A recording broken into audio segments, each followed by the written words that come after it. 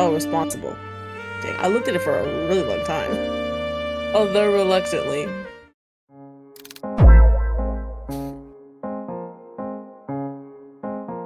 What's your name? However, on closer inspection, he now understands the reason for all of Nina's unsettling vagueness. Grandfather, we have guests. Huh? There's no way that's your grandfather. All at the mercy of this thing. And then he hears it. Oh my fuck. I actually want to die at this moment.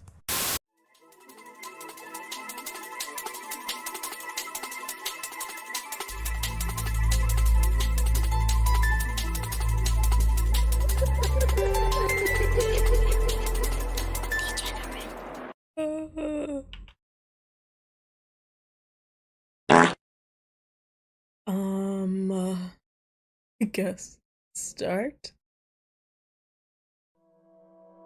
Oh. Hello, my loves. I'm Degenerate, and welcome to Stillwater.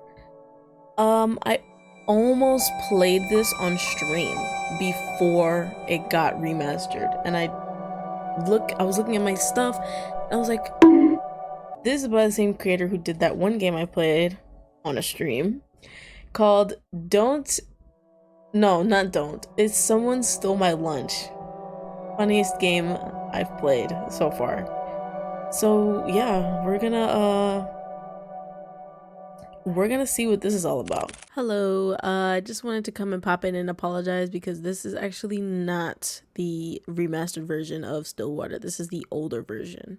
I do go back though and replay it to give you guys all the endings. So enjoy. Not a demo or anything.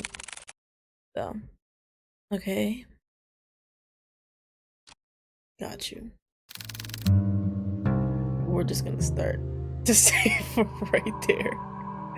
Okay. Put that away. Go back. Okay.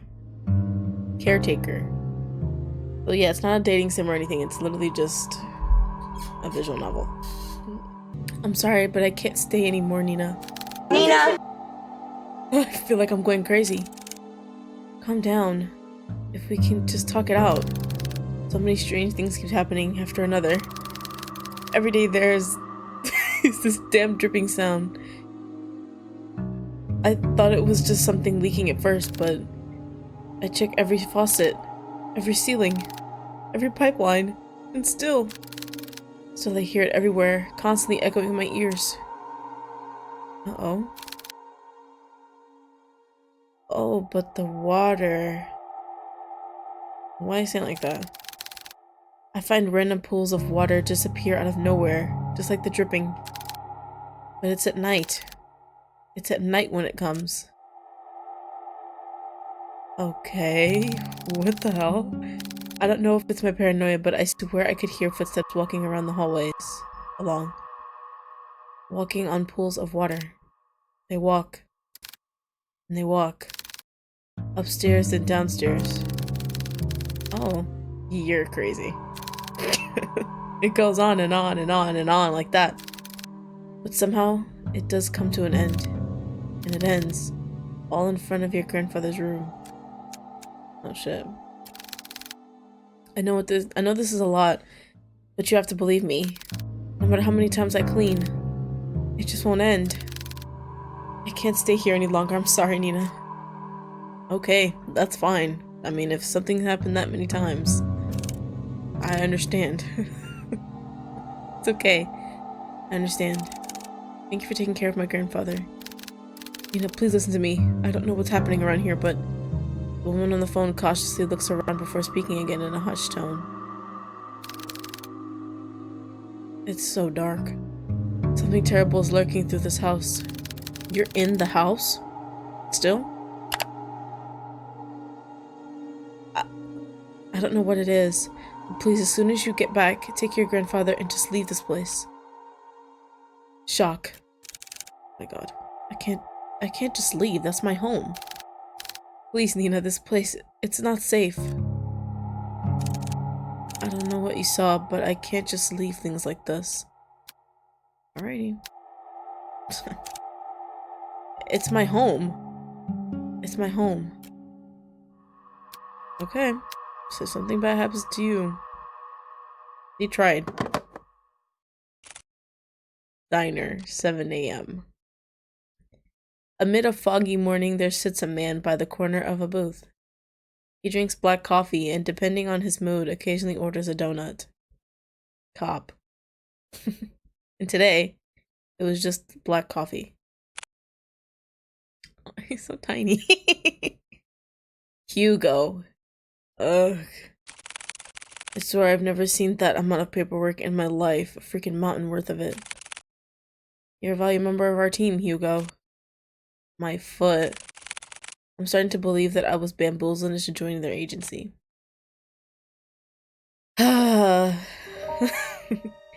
Hugo Laurent, age 30, takes a good look at his cup of coffee of Joe and chugs it all in one sitting. He then continues to grumble to himself about last night's grueling work at the office. I really need to find a different job. As he contemplates his poor life choices, he looks out towards the early mist.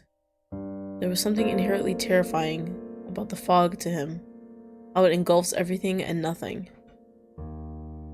Even if it disappears, it always leaves behind traces. Proof of it remaining. Even in my quaint little town like this, I can't even run from my fate, I guess. Edgy. Hugo finally stares at the compiled newspaper clippings he put together. Some of them from recent events, but mainly all were past headlines of missing person cases. No matter how many times I see this, it's still just as hard to look at. Fixating case after case, he can't help but remind himself that there is a reason for all this. An all too personal reason. Seeing strange things come with a price. In the end, I'm the one doing this to myself. Sounds rough, mind if I join? Look at him, he's so pretty in the face though. First impression? Very adorable of this one right here. An annoyingly familiar voice interrupts his train of thought. He slowly looks up to see the one resemble. Oh, responsible. Dang, I looked at it for a really long time. Although reluctantly.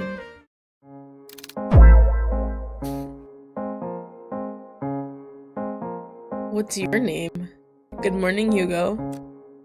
Hugo scowls and turns away from him. He then gathers the files and shoves it back into the binder. Meanwhile, the tall man takes this as an initiative and sits at the opposite end of the booth. He greets the waitress passing by and orders himself a hefty body breakfast special with an extra plate.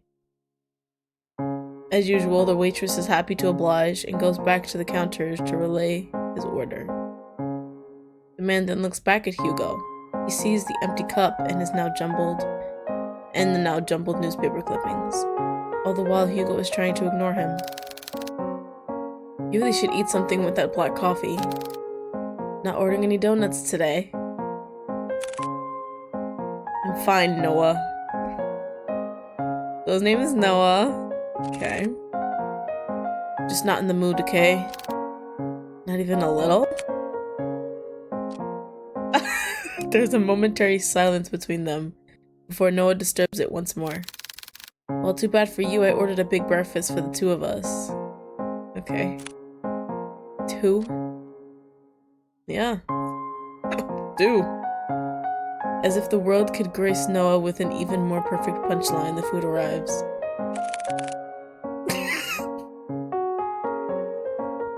I can't. Oh, it's that Bon Apple tea bullshit. I can't, bro. It's on my mind. Why the hell did you order for the two of us? Just eat what you want to eat. Don't worry about me. Wow, this looks so delicious, right, Hugo? Are you even listening to me? Come on, we both know that if you don't eat now, who knows when you will. And I'm not about to let you faint again. Open wide. About to open wide. Noah de Leon. age 27, a natural-born charmer. Yeah.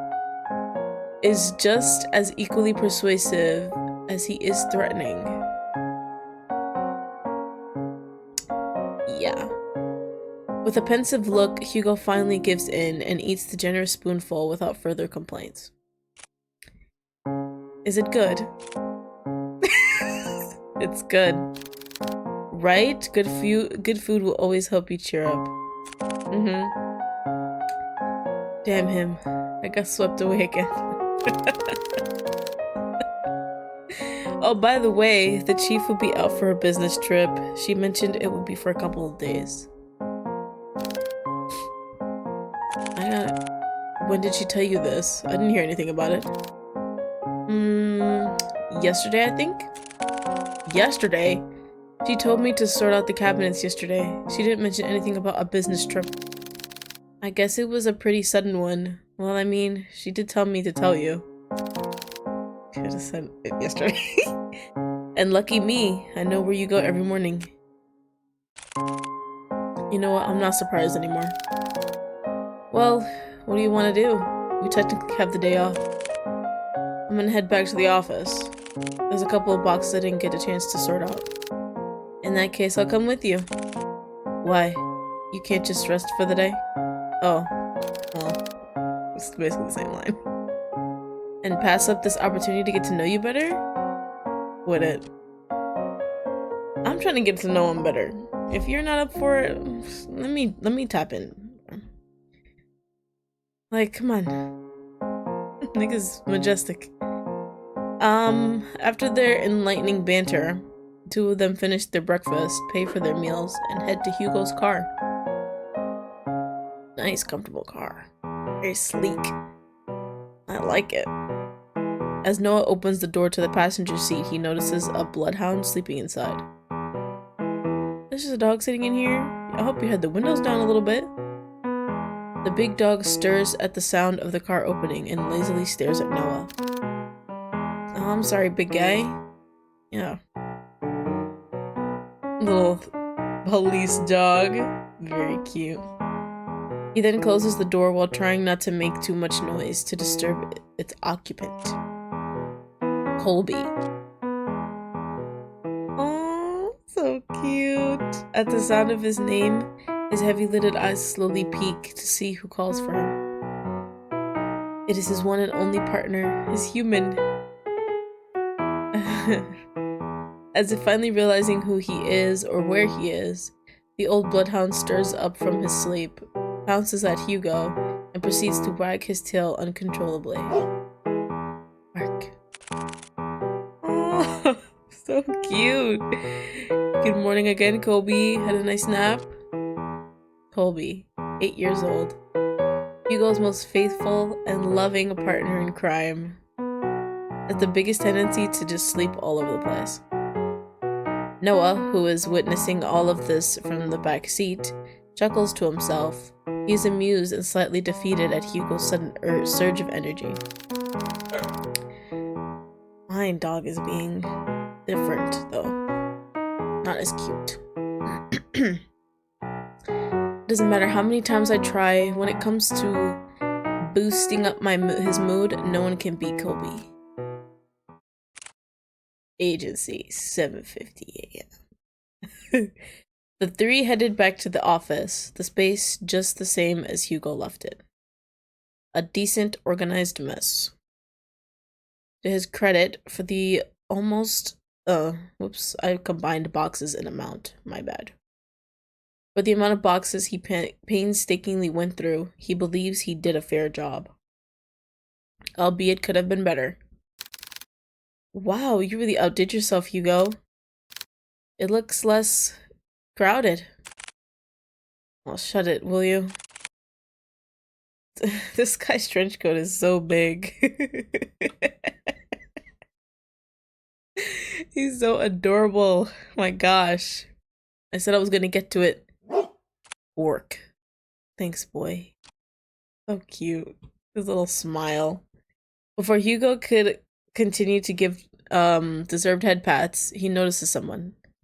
A woman stands timidly, peering outside from the storefront. The woman appears a bit frantic, disheveled, and wearing ill-fitted clothes. She appears to be distressed about something. When she finally makes eye contact with Hugo, she immediately rushes in. I'm so sorry. What did you do? I know that the close sign is up, but I saw you come in and...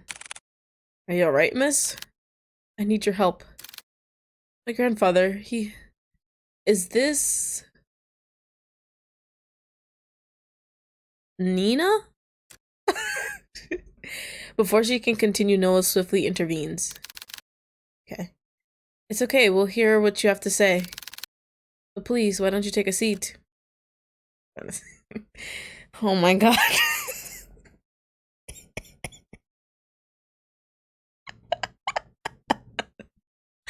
I was about to say something really bad. Noah gestures to one of the empty chairs. The poor woman hesitates for a moment before heavily sighing in relief. And get comfortable. She then walks towards the counter of the corner, and sits on the sofa. Can you start up by telling us your name? I'm sorry for earlier. My name is Nina Mortimer. I need help watching over my grandfather tonight. Watching over your grandfather? Yes. I'm sorry, Miss Mortimer, but I don't quite understand.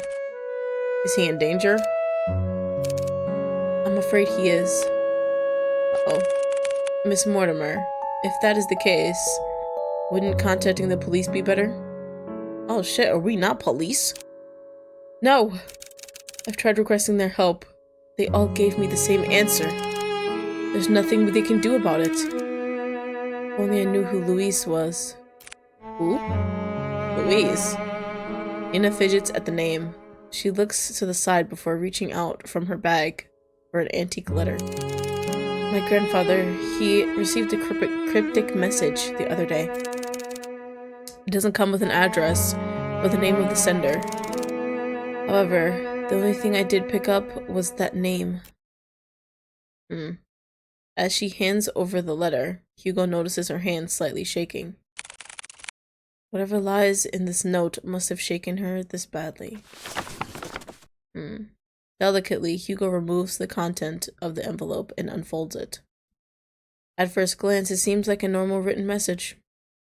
A person named Louise asking the other, Henry, to come meet him by the lake at midnight, needing to share something important with him. However, what's eerily striking about this letter is not the message itself. Rather, at the bottom of the page, a sentence far more disturbing is written. I'm coming for you, Henry. Creepy. Are there any other letters like this? Yes, a few of them. I thought it was a sick joke at first, but no way a letter that nice looking is a joke.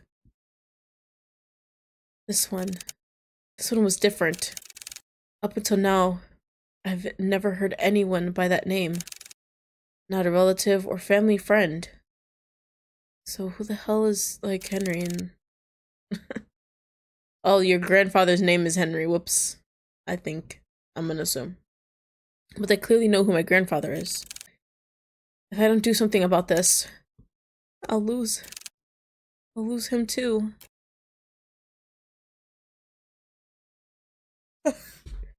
Just by uttering the words alone, Nina breaks down, hiding away her tear-streaked face. She begins to quietly sob to herself. As an act of comfort, Colby sits closely to Nina while Noah fetches tissues for her. Hugo, on the other hand, is puzzled. This very well could have been a prank, but she seems certain. Certain that whoever or whatever this Louise person is, they're coming. Yeah. Do you want more tissues? I'll do it. I'll take on your case. Are we just detectives? We're detective agency? Can't believe detectives and police are different. It's so weird. For a moment, silence fills the room. Only stares are directed at Hugo, until Nina finally stands up and walks towards him. You'll take it? Hugo simply nods. Thank you. Thank you. You don't know how much this means to me. We're glad to help, miss. Nina. Nina is fine. Well, Nina, we'll do our best. Nina slightly smiles at Hugo before reaching into her bag once more and taking out a note. Uh-oh. This is my address. I'll be sure to greet you once when you get there. Detective. Okay, great. She politely bows once more before heading to her car and drives back home. Once out of sight, Hugo turns to look at his cluttered desk. Still messy, but presentable. I guess I'll have to sort these out later again. Car, 5:30 p.m. From the ongoing downpour to the quiet hums of the car, they sit in silence. Still miles off from their destination, Hugo constantly checks the rearview mirror. Noah, who usually chats his ear off by now, sits completely still.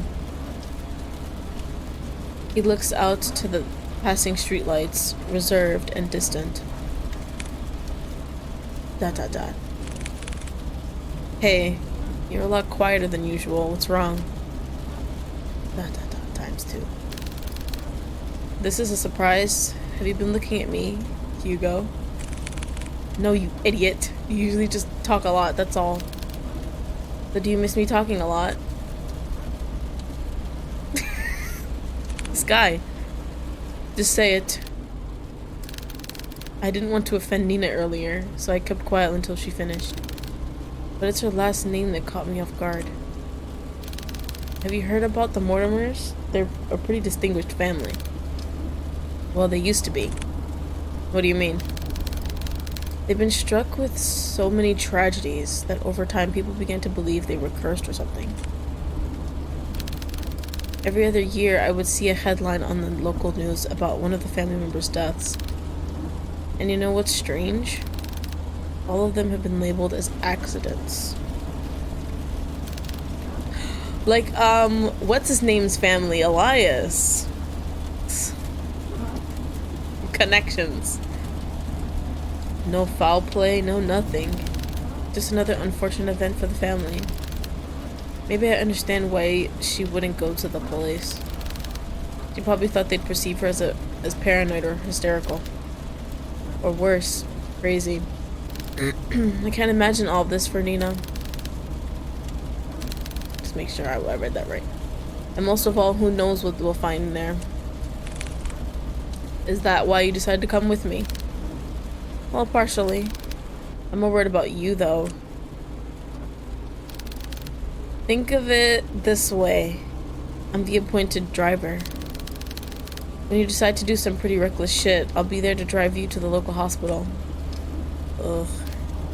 Besides, 2 are better than 1. Exactly, I was fine with Kobe coming with me. Well, have you heard that 3 is better than 2?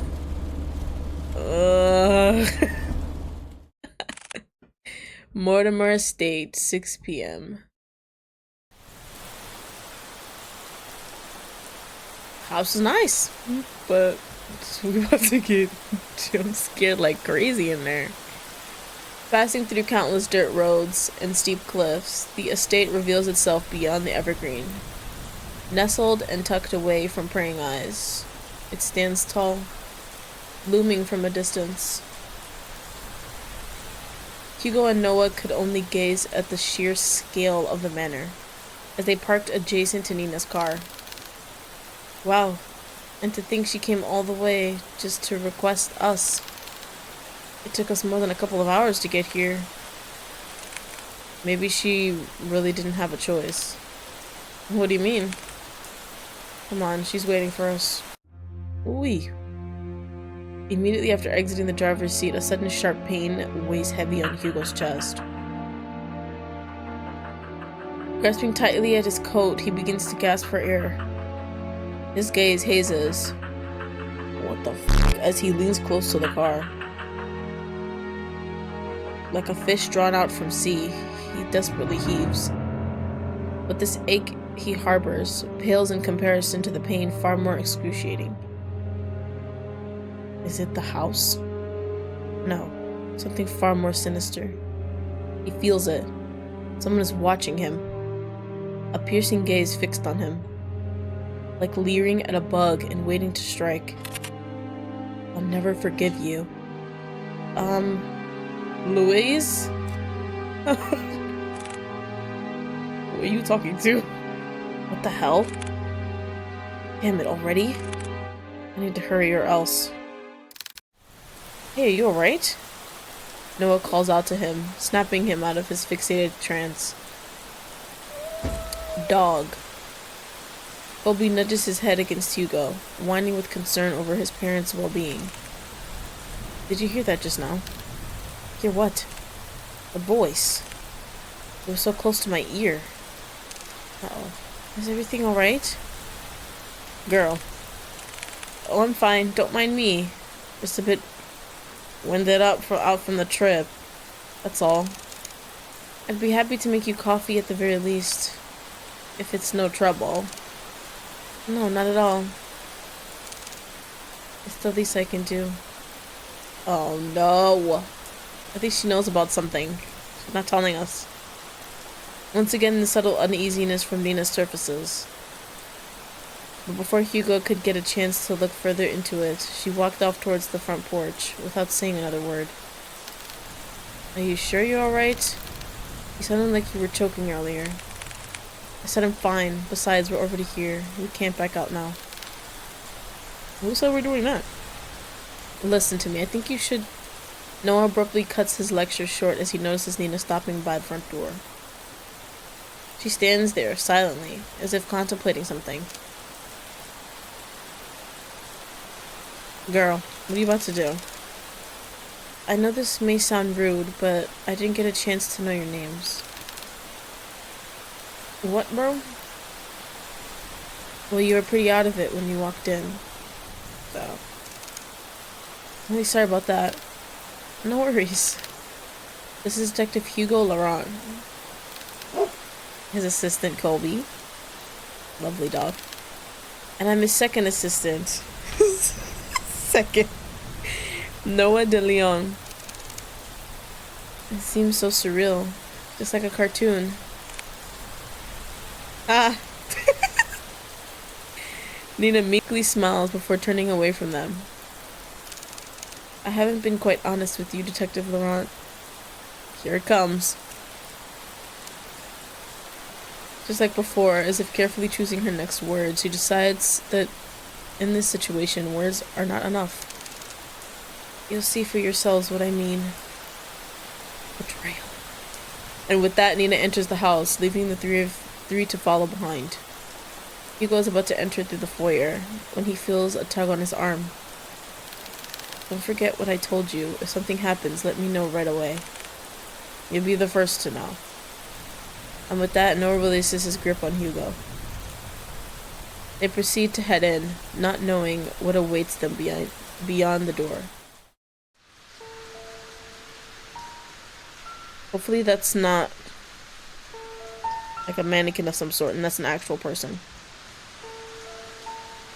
Okay. Greeted with a brightly lit hallway, Hugo notes that the interior is just as grand. Adorned with floral accents and antique paintings, it exudes an elegant charm found only in the resplendent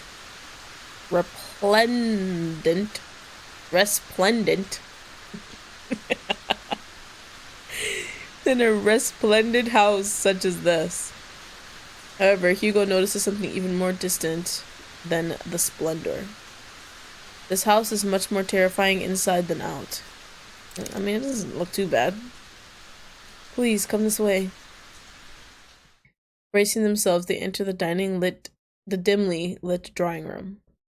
At first glance, Hugo could not discern the silhouette situated at the far corner. However, on closer inspection, he now understands the reason for all of Nina's unsettling vagueness. Grandfather, we have guests. Huh? There's no way that's your grandfather. You're lying to yourself. He's like so young.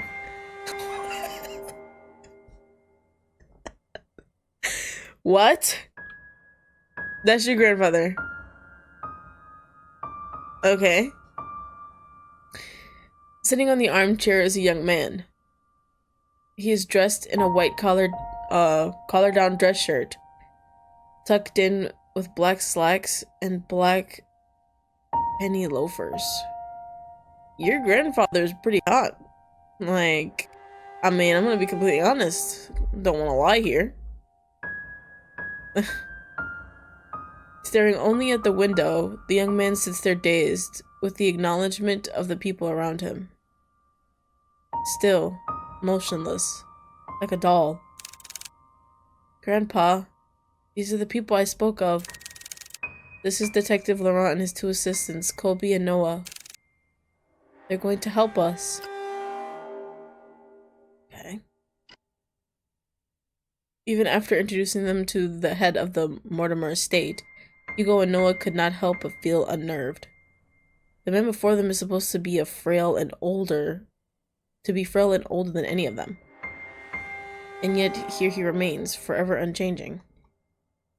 Forever young.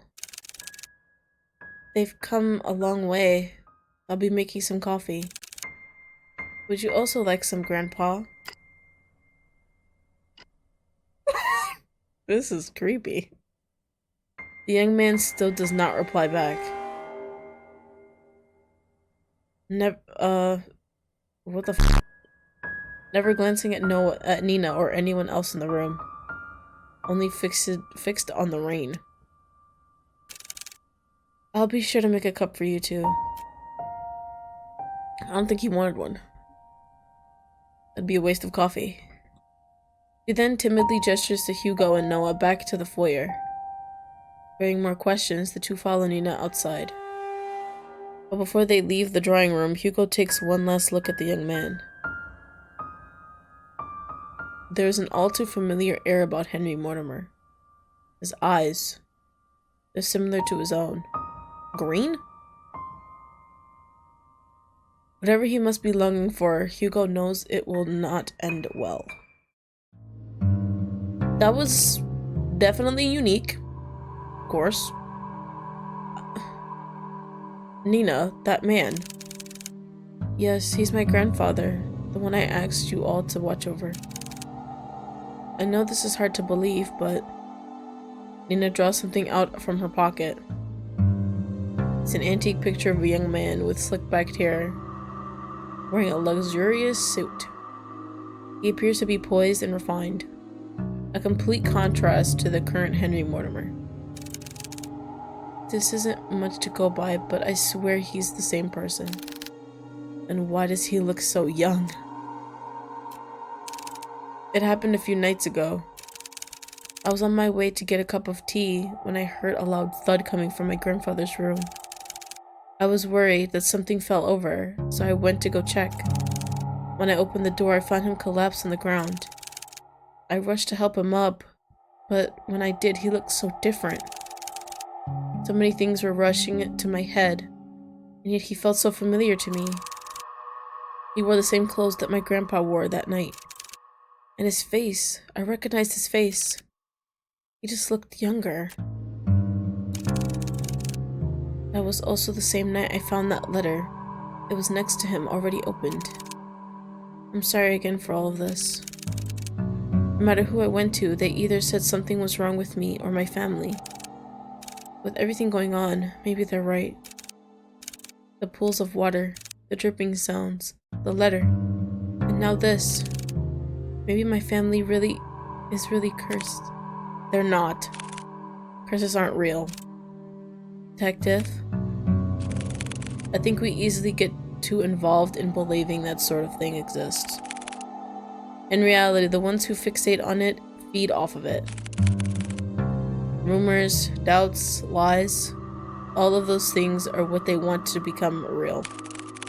Deep-rooted emotions like that can't possibly be healed or fixed right away. But like a curse, those emotions drag other people down with them. Personally, I think you were caught up in all this. But I assure you, we'll see this through. For you and your grandfather. Thank you. Good. Now, our first priority is to find out more about this Louise. Nina, the letter you showed us back at the agency, do you have it with you? Yes, it's here. Do you mind if I borrow it for a bit? I'll be sure to give it back. Of course. I'll check upstairs. Noah, you and Kobe check the ground floor. Got it. Before they leave to do their own investigations, Hugo grabs a hold of Noah's shoulder. He leans in, close enough for Nina to not hear. Keep a close eye on Mr. Mortimer and Nina. Especially Nina. Okay. I'm counting on you. Bork. You too, boy. By myself? Oh my gosh. Can't. And with that, Hugo heads upstairs, starting his investigation. I'm ready, bro. Mortimer's date 11:30. Why has it gotta be dark up here? After searching vigorously through each of the rooms, he knew his findings would eventually lead him here. This is it. Oh, thank goodness. Thank you. Hugo walks towards the nearest lampshade and opens it. Dimly illuminated, he sees the extent of how lavish this part of the house is. From customized drapes to the vintage furniture, everything here exudes that extravagance. But much like the interior Hugo has seen so far, he finds this one in particular reeks of it. Blasted from wall to wall, a sense of gloom lingers. It's as if the room itself is moldering, despite its preserved nature. I need to hurry. I don't want to stay here for too long. Mortimer's date 11:50. So let's get to investigating. I like being a detective. He searches the searches. Oh, he searches the searches. I'm so fucking stupid. He searches and searches, still with no sign of anything.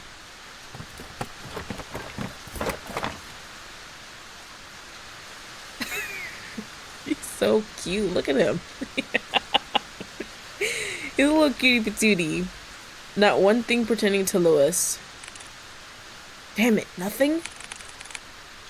It's as if he cleared out everything, just blank everywhere. No, it has to be here. I'm just missing something. Wait, what are we looking for? He ponders again before remembering the letter. This is the only proof of Lewis exists so far. I'll try to read it again. Maybe I overlooked it. As he takes the letter out from the envelope, he notices a change within. Bearing no foreboding threat at the bottom of the page, it looks just like a regular letter. What the? Uh-oh. If you can't come, then I understand. It's pretty dreary after all. But if I can ask one last favor of you, could you keep my locket? I know this is selfish of me, but I'd like for you to have it. I'd be happy knowing it's with you. Thank you for everything, Henry. Forever yours, Lewis. This is the same Lewis? I thought he was the cause of all of this. I don't understand. Didn't it say something about I'm coming for you? Without warning, the sound of a click can be heard across the bedroom. As if something unlocked itself. That chest? Hugo turns around and sees at the foot of the bed a chest. Unlike the other furniture, its stark and rustic features have not been maintained well.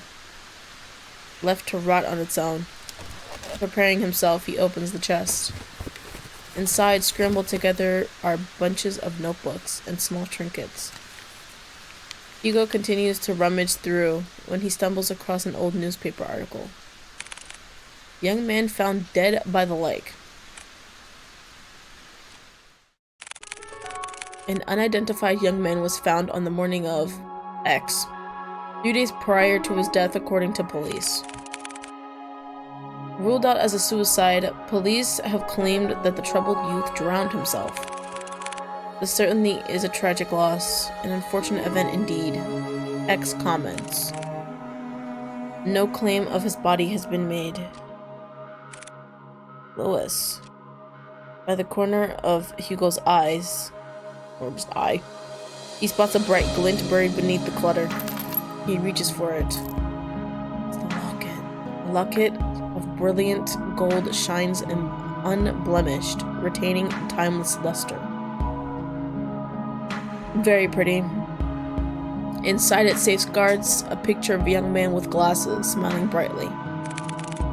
This must be the locket that he was talking about. It's so pretty. I'm surprised it still shines like this. In this picture. Did he put this here? No. It might have been Henry. Why? Why would he store it away like this? What should I do?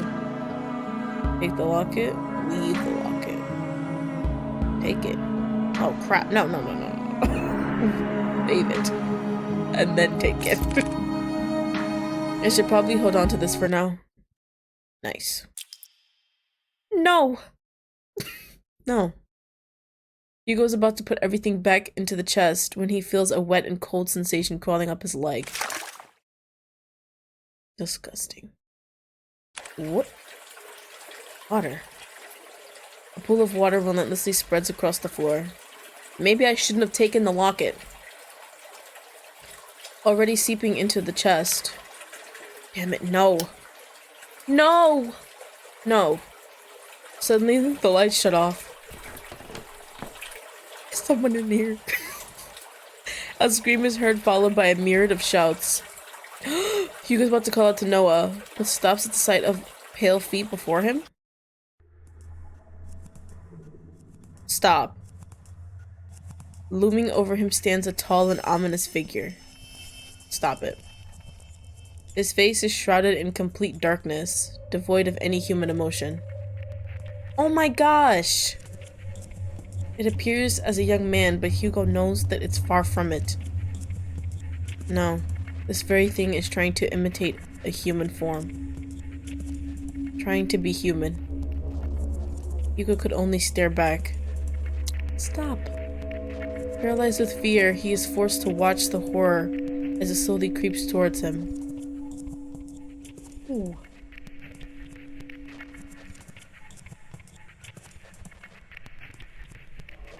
God, am I so grateful that it's not nighttime. It's just like before, the sensation of someone staring at him from within. Stop! But this time, it's drawing near. Itching ever so closely. Stop! The words to call out to Colby or Noah fail to reach out. Lodging in his throat, he struggles in pain. Oh my god, what would have happened if I kept my fucking hands to myself? Lodging in his throat, he struggles in pain. With his breathing shallow, he tries to force his body to move. Oh my gosh! And then it stops. Looking down at Hugo, filled with nothing but malice. In contempt, it speaks. Don't say words, please. Oh my god, I didn't even get to see the speech. I was looking at the fucking monster.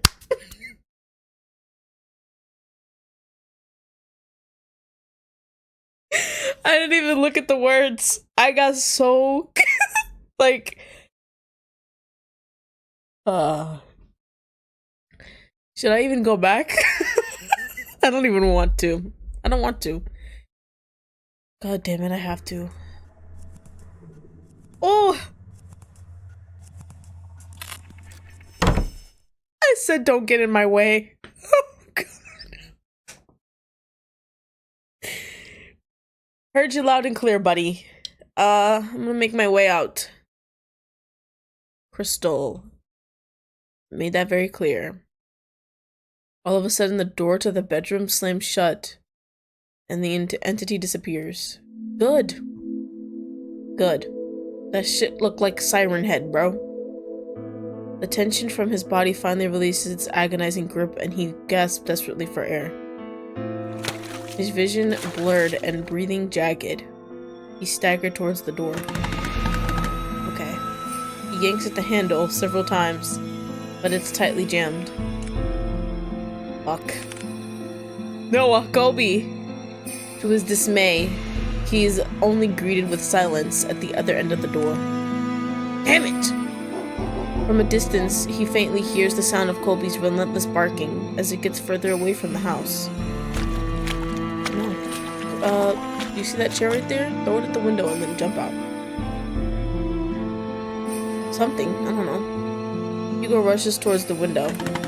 He tries to pry it open, but just like the door, a heavy force prevents him from doing so. Fuck this. Frantically looking around the room, he spots a nearby chair. I'm a genius! I'm a genius. Without a moment sooner, Hugo grabs the chair and starts to strike the window. Bit by bit, the window cracks, getting larger with each blow, splitting off smaller pieces. What the hell is this thing made of? Still trying to catch his breath, he musters all of the strength he has left for a final blow. Damn you, just break already! Clearing out the remaining glass shards, Hugo peers his head out to see any railing he can grab a hold of. However, he discovers instead that the wall adjacent is covered with ivy. Despite how heavy the rain has drastically become, he reaches out for it, grabbing a handful of the vines. Carefully, he climbs out the window, gripping tightly and making sure he doesn't lose his footing. Yet, to his luck, the patch of vine he clutches starts to tear away from the wall. Out of desperation, he struggles to find his grip on another, but fails when his hand slips out of reach. Shit! Clamoring wildly as he loses grip on the ivy, he crash lands down into a thicket of bushes. Got it. Air forced out of him, he heaves uncontrollably, trying to even out his breathing. But even that is laborious. An immense pain spreads across not only his back, but his entire body. God, I'm getting too old for this. Yeah. 30 years old, I would think so. But 30, think about it. 30 is not really that old. You just stopped being 20. Like 50, yeah. 30, man. Although his body screams out in pain, he forces himself up. There's still time. I can do this. I have to do this. With staggering feet and haggard breathing, he makes his way to the place where it all started. The front door. Just kidding. To the lake, where this tragedy starts and ends. Mortimer Estate, 1201. Wait, we're doing this by ourselves still? Guy. Let me save again.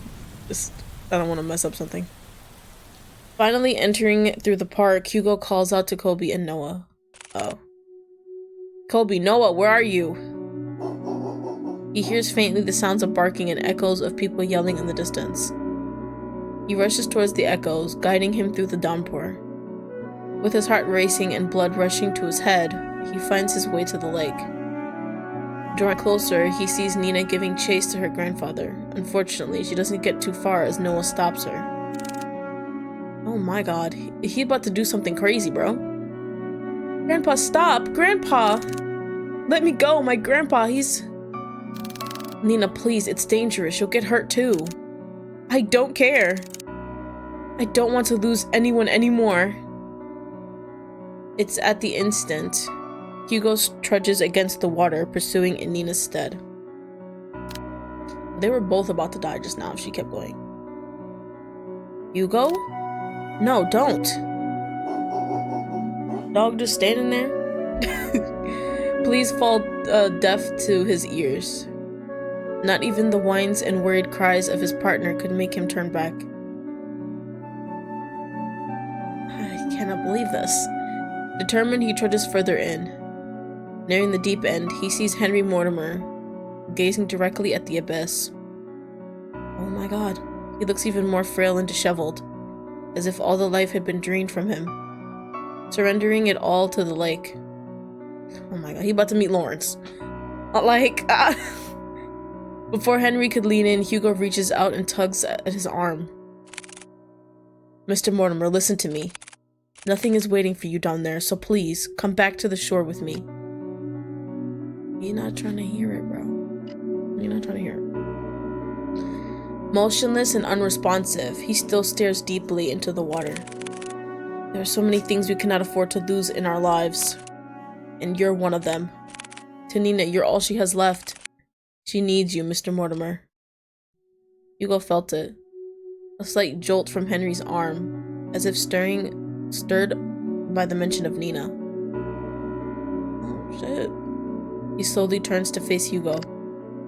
What's that in his hand? Does he have something in his hand? Or is that just the lighting? It might be dumb. Nina? However, just as cruel and violent as the storm, Henry jerks back, wrenching his arm away from Hugo's hold on him. All of this is my fault. If only I got to Louis sooner, then none of this would have happened. What, bro? What, huh? Henry itches even closer to the edge. Louis, I'm sorry. I should have what? Gone in his stead. Gone with him. You know that wouldn't resolve anything. Not for you or Louis. Oh shit. I read what he wrote to you those years ago. We should give him the locket, right? Isn't that why they even gave me the choice? Hopefully. Or just show it to him. He understands if you don't want to come see him. But the thing is, Mr. Mortimer, Louis never thought anything less of you. The locket is proof of that. Louis's locket? Yes, it's the symbol of his love for you. That's why you don't have to shoulder all the pain by yourself anymore. We can talk about it. About you and Louis. All of it. Together. No more green. Hugo extends not only his hand to him, but a promise. A promise that Henry had yearned for so long. A way to forgive himself. He hesitates at first. What fool believes in a deserved forgiveness? Such a thing doesn't exist.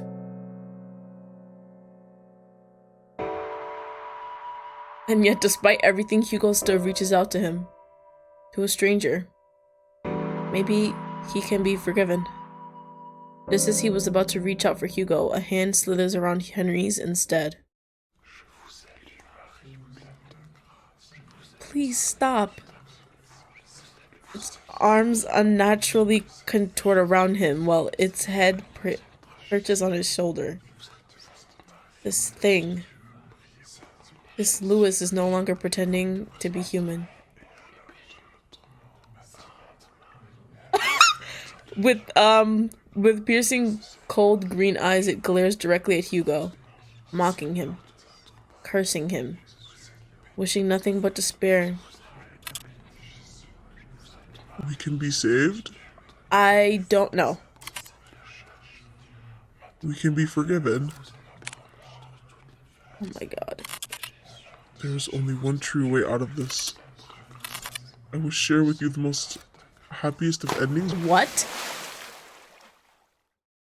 No. Before Hugo could reach out for Henry's hand, he disappears into the water. Oh my god. Without hearing the anguished cries and desperate pleas, Hugo dives after him. Into the abyss. 12:30 a.m. We don't know where we are. We're definitely in some water, though. Plunging into icy waters, Hugo feels shocks running rampant throughout his body. Like spikes continuously piercing from his legs to the tips of his fingers. Fiercely and unyielding. His chest tightens, and his heart races as he begins to kick his legs. With a trench coat, mind you. Hoping whichever way he goes, he'll find his way to Henry. Swimming deeper and deeper in, he sees faintly a figure slowly descending into the darkness.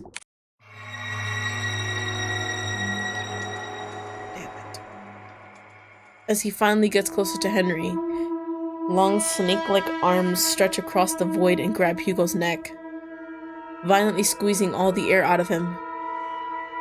He tries desperately to wrench its hands away. But with each struggle, Hugo's movements begin to weigh heavier and heavier. Louis, where are you, Louis? It's looking for Louis? I have a picture of him. I think that's him, I don't know. Digging deep into his coat's pocket, he grasps tightly in his hand the locket that Henry kept and had long forgotten,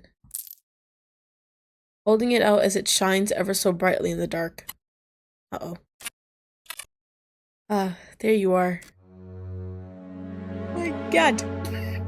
It releases its grip on Hugo and instead reaches out for the locket.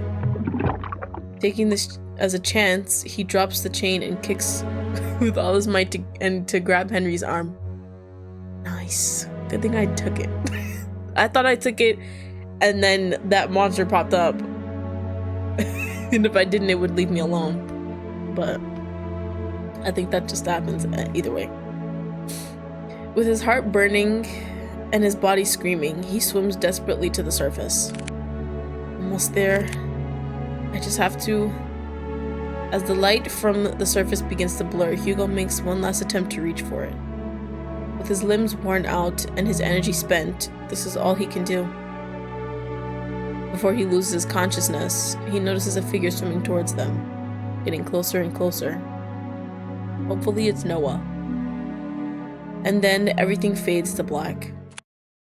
More question marks. Drifting along with what feels like an endless sea, Hugo courses through, wave after wave. Not knowing where he's going or caring for that matter. All he knows is that he's very, very tired. No, dying. No. How long has it been since he had a good night's rest? It's been so long. Maybe I should take that rest now. No, actually. It's actually time to wake up. It's pretty early in the morning, so. I'd like that so much. I agree that you deserve it, but not here. Hello? I'm sorry for startling you. I just wanted to see you before I go. Louis? You've done so much for me and Henry. Thank you. You're welcome, buddy. No worries. From the far-off distance, a voice cries out to him, beckoning for him to come back. Well, I guess this is it. Take care, Hugo. Good. Like, no time. With his eyes closed and his sense still returning, he feels the constant tugs and licks of a certain bloodhound, whining as he tries to wake up his partner. Hugo! He also hears another familiar voice, too annoyingly close for comfort. His eyes shot right open. He jerks up. Confused, Hugo. Yeah, because that don't sound right. Looks around before he coughs up the remaining water in his lungs. You alright? Dog. Noah starts to pat his back while Colby continues to whine over Hugo. What happened? Where's Mr. Mortimer? He's safe, so is Nina. They're both okay. The police and the ambulance should be arriving soon. Thank goodness. Isn't there more you have to say to me? Instead of thank goodness? Thank you? I swear, you don't listen to a damn word I say. I'm sorry, Noah. Exhausted, he lets out a sigh. He then continues to pat Hugo's back aggressively when someone approaches them. I'm gonna guess that Henry is like back to his normal age, I think. I don't know. Detective Laurent? Oh, Nina. There's someone I want you to meet. He still look good. Behind her stands an elderly man. Frail in stature, he timidly looks to the side pensively as he ponders to himself. Although his youth has long faded. His eyes are what catches Hugo's attention. They're no longer a piercing and vicious green. Only eyes just like Nina's. Hello, Mr. Mortimer. Detective. I never got the chance to say goodbye to him. I always thought about it every day. What if Louis lived on in this world? What if he stayed a little longer with me? It's because of that constant mindset. I dragged everyone down. You're fine, buddy. And I kept hurting not only me, but Nina especially. I was the one who kept hurting her. I was the one to blame for all of this. But you, someone that I've never met, still went out of your way to save me. Not knowing my burdens or my faults. Thank you. Hugo reaches out to Henry and smiles brightly at him. It's my pleasure, sir. But before he lets go, Henry tugs at Hugo's hand one last time. I hope that someday you too will overcome it. It? What do you mean? The next day, 8 a.m. Well, good morning, Hugo. You're bright and early. Morning. With much fervor and haste, Hugo resumes writing on his notepad. Although by closer inspection, he looks like he's going to combust any minute. Are you writing up the report? Without looking up, Hugo responds back. Yeah, for the most part. You still need to write yours too. I will. But since I haven't had breakfast yet, and I don't like eating by myself... Big ass fucking meal again. Had that shit delivered? Let me guess. 2 is better than 1. Bingo. Wow, Hugo. You're really catching on. I'm so proud of you. Shut up, will ya? I swear, if only I hadn't fallen off from that goddamn window, maybe my report would have been shorter. Well, the door was fucking locked. Before Noah could begin to cut the bacon, he pauses at the mention of Hugo's report. Oh yeah, by the way, mind telling me what happened to the Mortimer's window? I broke it. Well, that's obvious to me. What I don't understand is, why is it broken? Do you know how much it costs to repair a window like that? I know. It was really dumb of me. It was the only way out. That nigga would have died if I didn't do that. Stop. I'm sorry. Besides, I told Mr. Mortimer about it before we left. Honestly, I was expecting an earful from him. And also the bill. You saved his life! And? Surprisingly enough, he said it was okay. So what, you just called it a day after that then? Thank you so much, Mr. Mortimer. You broke it, you pay for it. Would you chill? Of course I'll pay for it. But each time I keep insisting, he just shrugged it off. He said that... Why is the sound going?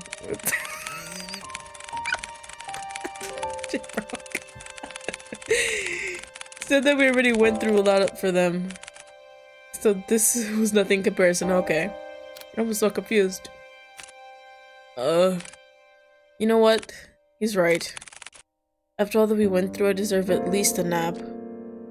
Hugo puts down his pen and proceeds to head for the couch. Did I not? Oh, okay. Kobe follows after him. Wait, what about breakfast? I'll eat it later. It's nap time now. Heavily sighing, Noah sets aside the food on his desk and joins the other two at the couch. I'm getting old. I mean, you are old. Shut it. Kobe whines, asking for head scratches. Sorry, boy. Silently, Hugo scratches the back of Kobe's ears as he leans closer to Noah. You know, I'm glad that you came along yesterday. Shock. Oh, what's this? Are you getting chummy with me now? Call it chummy or whatever, but I really mean it. If you hadn't saved us back there. Look, I told you before. I'll be there whenever you get yourself into reckless shit. Besides, didn't you say this was nap time? Get some rest. You deserved it. You too. A calming silence fills the room as the three fall deeper into sleep. No big parties or celebrations. Just each other's comfort and sharing this small but rewarding night's rest. Good end a night's rest. Why would I want to get the bad ending? Oh my god, you're so welcome. I love this. Let's see. I've had enough. Wait! Okay. Because we don't have it. Lewis is waiting for me. He's waiting for me to come home. You got it, buddy. Before Hugo could reach out for Henry's hand, he disappears into the water. Water filling into his lungs as his vision starts to blur. What was before? Yeah. Hugo's movements begin to weigh heavier and heavier, yeah. A cold numbness spreads. Tired and motionless, he watches on as the abyss draws near, swallowing him, embracing him. Let's share this happy ending together. Ew? That and A Mermaid's Tale? What is that? Was that really it? Those two endings? Let me do some research. I want to see achievements. What? This shit says has 4 endings. I'm back. I'm not ending the video because I saw on the itch page it said 4 endings and I want to get all 4 endings. So there's that. I was playing in the old version of it. I thought it was the new one. Big mistake because look, achievements are here. I didn't get either of them, and then there's like question marks everywhere. So, and then look, my old loads aren't even here. This is a whole new like thing. Let me see. We know that. Achievement unlocked already? Jesus. So the story is basically the same. I'm a little disappointed in myself for not like playing the actual new version. I was still playing the older version, but the new version is kind of like, it's the same story, of course, but you know, there's just more speech or whatever, they describe the situation a little more, so it's not vague and stuff. So yeah, but it's basically the same.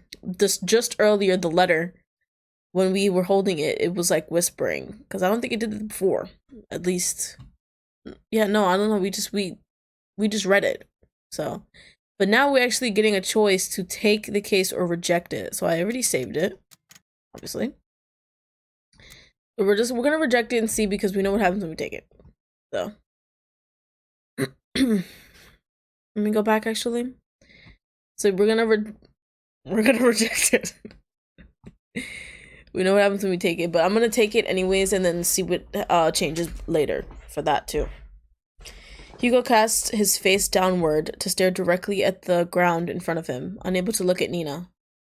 The burden, the solitude, the madness, Hugo knows all of it too intimately. He suffers the same conflicts that weigh heavily on her mind. And yet, in spite of this, it's too much for him. Like walking along a tightrope, with the ground void and unclear. Vast and empty and dark. So very, very dark. No, I can still do it. Wait, what? We can still do this. Before he could respond, see, the whispering again. A distant voice so charming, so terribly commanding, binds him at the spot. Wow. It's already too late for them, you know. The hell? No, not here. A dull but yet distinct pulsating sound so rhythmic. Rhythmic is a different word. And its tune starts its maddening melody. From the top of his crown down to the base of his skull, he feels it. all present and daunting. Just let go. Let me help you. No, I can't do it. You just let me. Snake-like hands wrap around his head so closely, squeezing ever so tightly, that he can't help but try to shut his eyes from the pain. Such a kind person you are, Hugo. Hugo tries to ground himself. He tries to remind himself to breathe. A sweet and beloved friend. To remember there are other people that care for him. The joy and warmth of their company. I wish you could have done the same for me. To remember that he is here and present. That he is useless. Hugo, hey, what's wrong? Tugging at Hugo's coat, Noah tries to catch his attention, but fails as he notices something amiss. Hugo? There's a despondent look on Hugo's face, his eyes distinctly shrouded by a deep haze as if lost in them. He won't budge. No matter how many times Noah tries to tug or shake him, he still will not respond. But for Hugo, he can hear everything. Like a paralysis he can't wake from, his body sits there, motionless and detached from everything. Desperate and concerned, Noah turns to Nina and ushers in a sincere apology. I'm sorry, Miss Nina, but I don't think we can help you at the moment. If you would just come back a bit later, then we can... No, it's fine. There won't be a next time. Hugo winces at her cold and blunt remark. No, wait, Miss Mortimer, please. No. Nina stands up abruptly from her seat. She wipes away the tears quickly from her reddening face with the sleeves of her coat and looks down. Once more her tense and cold front-like demeanor returns to the forefront, already trying to forget and move on. Without so much as a word, she silently bows her head towards them and walks out of the office. Not once looking back. Bad end pulling strings. Lovely. So there's that one. You can't come to understand. Things got more complicated with your mother ever since she found out about us, right? What? The letter is different? Sorry, Henry, for everything. It hurts to see you so turn up like this. I would never hurt you or drag you along with me. If this is to be our farewell, then can I ask one last favor? Can you keep my locket? I know this is selfish of me, but I'd like for you to have it. I'd be happy to know it's safe with you. My heart will forever be yours, Henry. With love, always. Were they a couple? Am I stupid? Bro, I might be. So this was the true letter. Yeah. No way.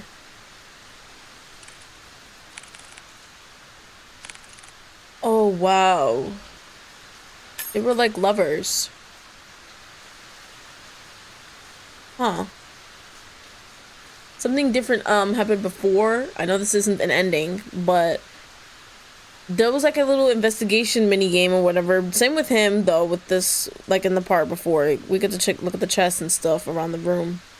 And the girl was talking about a story about a fisherman falling in love with a mermaid. But, you know, they never saw each other ever again afterwards. God. Yeah, there was more about that, come here, my dear sweet boy. No, thank you. Go to the painting. Don't go to the painting. Another option? Save, bro. So yeah, there was like a story about the fisherman and a mermaid falling in love. Or not falling in love, meeting each other. You know, yeah, they technically fell in love. We're gonna go to the painting and see what happens. Oh. So yeah, I know this isn't an ending, but most of it's kind of the same. It was really just that story she told that was very different. Was never there before. We played as Noah for a little bit. There, mounted by the fireplace, is a painting of a beautiful woman floating on water. I'm so upset I didn't play this version first. Damn. Her pale skin is incandescent, brilliantly prominent against the contrast of the dark, murky waters that kept her hidden. keep her bound to the canvas. Hugo stares intensely at the picture. An emphatic sorrow swells within him, disarming his very senses and forcing him to inch closer, surrendering himself to the sweet song. Poor thing, how lonely you must feel. You were a lot like him. This is weird, bro. Like Henry. As Hugo approaches closer and closer to the painting and his mind screaming to run, he sees it. Why did you get so close? He could finally see beyond the facade the lady portrays, for what the painting truly is. But don't worry. Ew, ew, ew, ew. I can take away that sadness. A deformed creature, a mermaid, floats above the surface, the voice whispers. Large hollow eyes stare back, boring deeply into his eyes. Where?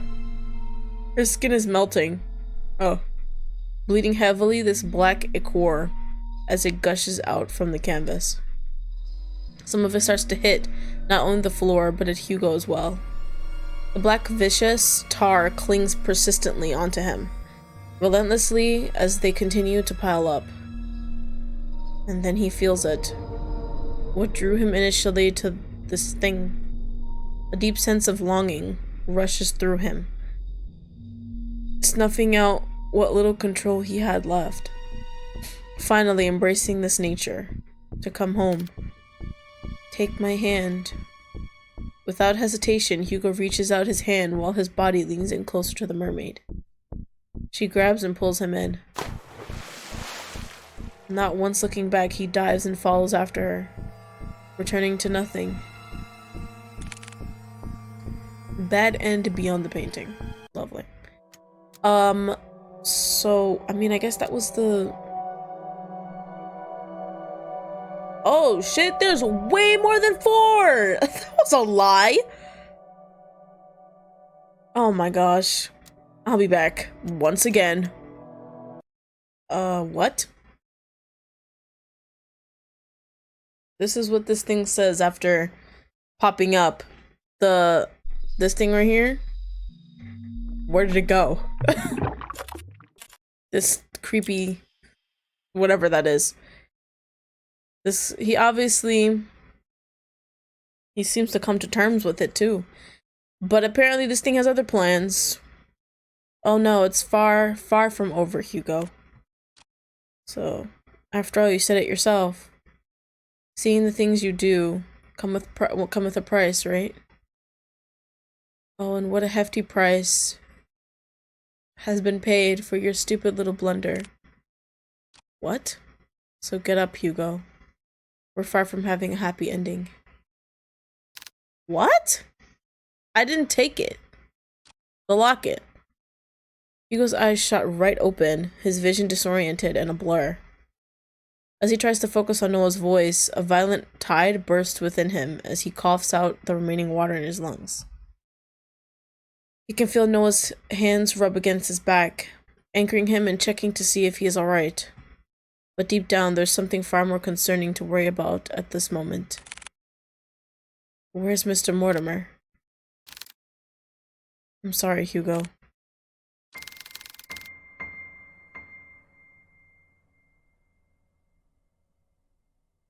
Bro. I feel like we could have just died. It's like... I tried going back into the water after I fetched you, but the paramedics stopped me. They told me it was too cold and dangerous to head back in. No, it can't be. I'm so sorry, Hugo. No, please, God, no. He couldn't hear the rest of it. His body trembles as his hand clasps tightly together in a fervent prayer, wishing for a miracle to happen before them. To have Mr. Mortimer return to them, finally safe from harm. But for this silent wish, the small and glaringly impossible wish, no one would answer. There was no kindness in this sunrise. Only the gut-wrenching wails of a woman by the shore, pleading to any god who can save her grandfather. But no matter how many would try to search through the water, they wouldn't be able to find him. For there was no one left to save anymore. Just a washed up, forgotten tale of a man and his mermaid. Bro. As Hugo tries to stifle his cry and soothe the lump lodged deeply in his throat, he hears it. A laugh. A cruel and heartless laugh echoes from across the lake, mocking him, cursing him. A harrowing and merciless victory for this curse. A curse. It was a curse after all. Bad end of Mermaid's Tale. So, we know that one. I remember that one. So, okay, there's 3 more. Grimy is what that was. So, we're just gonna take the locket this time. Like, what the hell?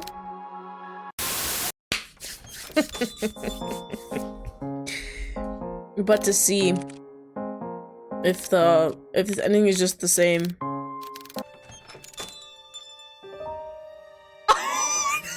This didn't happen before. I thought we went to take a nap.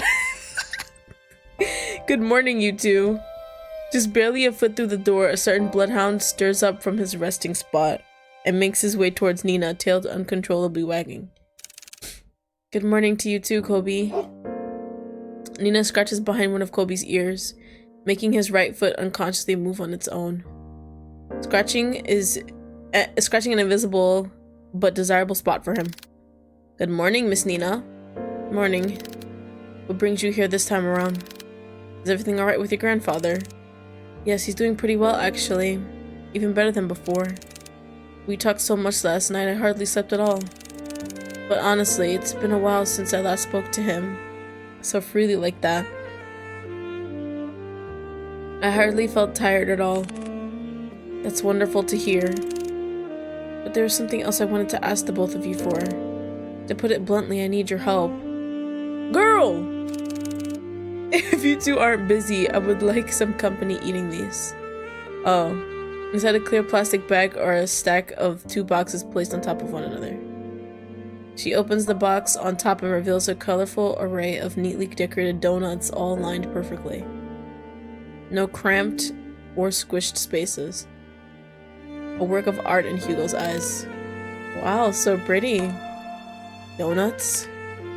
They look so delicious. We're more than happy to eat these with you. This guy, there he goes again with his donuts. But please. But yes, please join us, Miss Nina. We were about to have our breakfast too, weren't we? I don't know why he says kuya. He's been saying that. I don't know why he says that. Always so brazen in front of others. You do make it exceptionally easy for me. Ugh. You both have such great chemistry with each other. On second thought, I'm way too tired for this. I'm gonna have to apologize in advance for this, Nina. But truthfully, I've been running on last night's coffee and I'm about to pass out any minute now. Oh, no worries. Honestly, I think a little break time sounds like what we all need right now. Thanks. Hugo puts down his pen and proceeds to head for the couch. Kobe follows after him. Would like to join us, Miss Nina? I would love to. I guess we save these for later then? Yes, please do. Now come on, it's nap time. Noah sighs heavily before setting down the food on his desk. He then gestures Nina towards the sofa, in which she happily takes his offer and joins them. Oh, so amazing! I love this. Ugh, I'm getting old. I mean, you are old. Shut it. This is really nice. You're telling me. I love this. Good boy, Kobe, come here. Nina quietly coos at him and begins to scratch at the back of Kobe's ears once more. Hugo leans in closer to Noah, his voice above a whisper, but close enough for Noah to only hear him. You know, I'm glad that you came along yesterday. Oh, what's this? Are you getting chummy with me now? Call it chummy or whatever, but I really mean it. If you hadn't saved respect there. Look, I told you before, I'll be there whenever you get yourself into reckless shit. Besides, didn't you say this was nap time? Get some rest. You deserved it. You too. A calming silence fills the room as they bask under the morning glow. No big parties or celebrations. Just each other's company and sharing this small reward. A small and warm comfort. Good end, case closed. Is this where the epilogue comes into play? Had a feeling. Hugo's apartment. What are you doing? What are we doing here? I'm scared, so I'm saving. It's already nightfall when Hugo and Colby arrive back home. Hugo, already too tuckered out from the remaining assorted mess he left behind for himself, lazily sheds off his coat and shoes while Colby heads straight towards his bed. Making his way through unloaded boxes and cramped spaces one by one, Hugo strips down his outside clothes and switches to a regular shirt and sweatpants he found lying around. He plops down onto the couch, with his head laid back and eyes closed as he lets out a heavy sigh, releasing all the tension left in his body. Another day done and gone, right, Colby? Besides him, he hears faintly the rhythmic, yes, delayed breaths of his large companion, who is already falling deeper into sleep. I wish I could sleep quickly like you, buddy. He gently pats Colby's head. Good night, Colby. Thanks for today. Uh-oh. On the couch, buddy. Come on. Hugo does one final stretch before he repositions himself to lie down on the couch, tugging at the blanket by his feet and wrapping it around him. His body begins to relax as his breathing falls into a similar cadence, finally allowing the warmth to gather and hug him closely, all snug and safe from the draft by his window. I thought we were done with this. As he begins to slowly drift further and further off to slumber, he feels something. A slight chill grazing just above the base of his neck. Never touching, but distinctly present all the same. The guy did say that he hopes that he would, find peace or whatever. God. Although his senses are too dull and lax to properly focus on the sensation, he does, however, huddle closer into the blanket, hoping the chill will go away. No! Suddenly he hears the front door to his flat, shut so sharply, so harshly. It's as if someone or something had rushed in with enough force that he felt the room had shaken a little. Oh my gosh. Oh my gosh. Now Hugo is wide awake. I bet. He tries to get up and face this intruder head on, but stops to realize one terrifying thing. He can't move at all. Fucking sleep paralysis bullshit. The warmth and comfort from the blanket he felt moments ago ceases to be. His own body locked in deep slumber, leaving behind his very consciousness to be fully awake, to be deathly afraid of this overwhelming presence. He struggles to move the muscles in his face, trying desperately to call out to his partner, to get his attention. Go. But despite his efforts in uttering his dear companion's name, he is met with no response. In fact, he can't hear or feel Colby anywhere near him. Just the raging and erratic tempo of his heart drumming in his ears as he lies there, defenseless, vulnerable, all at the mercy of this thing. And then he hears it. Oh my fuck. I actually want to die at this moment. I would not want to continue living after this. The sound of feet dragging across the wooden floorboards. Oh my god! No! Why couldn't it just end? Why do we have to do this? Dragging closer. Oh my gosh! This is awful. This is awful. And closer. Towards him. Stop. Not again. He wants to run. I want to die. Running. Run far, far away from here. Run till he feels the fiery tempest within him burn his lungs, leaving him scorched and choked on ash. Anywhere but here. He shuts his eyes tightly and begins to steady his uneven breathing, hoping that whatever his nightmare is, he can wake from it. He has to. However, everything comes to a halt when he suddenly feels the same chill once more, but this time lingering all over his back, persistently hovering over him.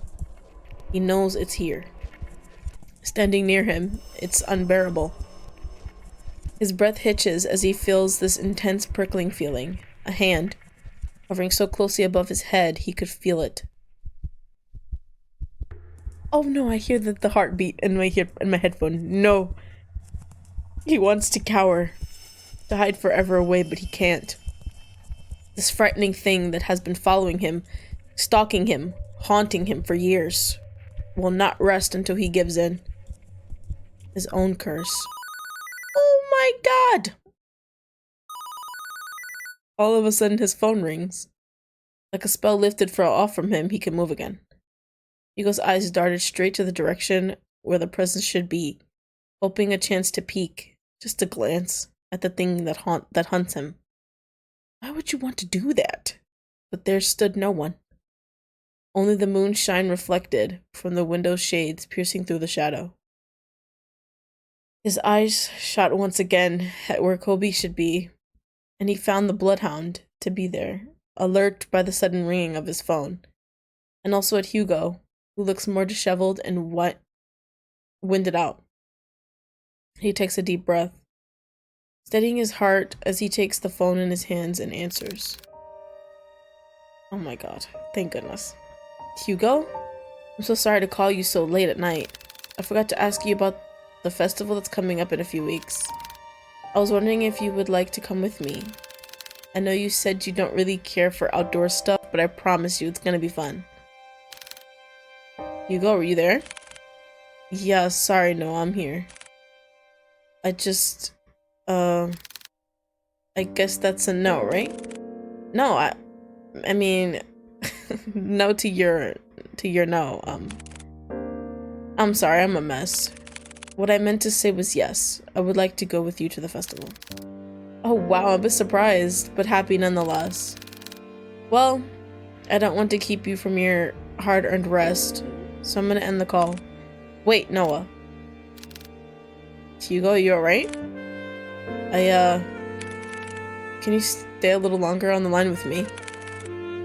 We can talk about anything, I just need company right now. Of course, Hugo. I can stay on the line with you. Thank you, Noah. You know what I was thinking about? A dangerous pastime for sure. I was thinking maybe we should just move in together.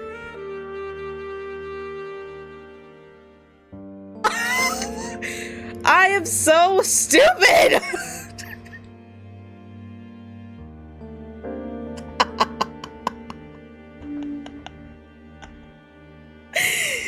Good. Then now you're back to your brazen self. Wonderful. What? Doesn't it sound like a perfect plan? I can cook, Kobe loves me, and I'm good looking. He's right. See? A perfect package all in one. You really don't know when to quit, huh? Nope, not at all. I can be quite stubborn, remember? Without a doubt, the most stubborn man ever. There was a momentary silence between them before the pair fell into a fit of laughter, filling the room with this warm and bright feeling. Hugo melts back into the warmth of his blanket, letting the heat pool once more around him, surrounding him, protecting him, to remind him that he is here with people who love and accept him all the same. A reminder, a comfort in the darkest night. True end. In the dead of night. To be continued? Nice. Nice. I love everything about this. A to be continued, though? Now I'm excited. Very cool game. So I literally have no other words. All I could say was amazing. Oh my gosh. Anyways, though, thank you guys so much for watching. This has been Stillwater. Very great game. I do apologize that I didn't play the actual remastered version, so... But it was basically the same, you know? I still gave you guys all the endings that were there. So, if you guys enjoyed, a like would be very much appreciated. And of course, subscribe, because if another part to this game comes out, I'm definitely playing it, because I liked this version. And with all of that being said, I will see you guys next time. Goodbye, my loves.